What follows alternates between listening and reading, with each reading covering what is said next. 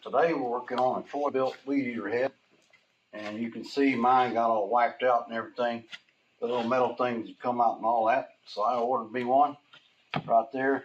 Got it on Amazon. I am an associate on Amazon, and I earn from qualified purchases. So what we're going to do today is take this dude off. There's a groove right here in the side. You got to stick your screwdriver in there, and then these are reverse threads. So you got to jam it. I already loosened it up. And then I got that thing loose. It comes right out. Righty tighty. On these cases, these are righty loosey and lefty. While I'm here, I'm going to clean off the threads. It's got a little washer right there. Got the brand new one right here. It came already stringed. Put that dude on there. Reverse thread on it. And it should go right down on there for me. There she started.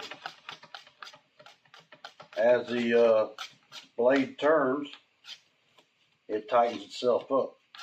So you don't really have to jam it on there. You just get it nice snug and it'll tighten up the rest of the way. There we go. Brand new weed eater head. Just like that. Be sure to check out my links in the description and get yours on Amazon. Appreciate you watching today. Have a blessed day and God bless.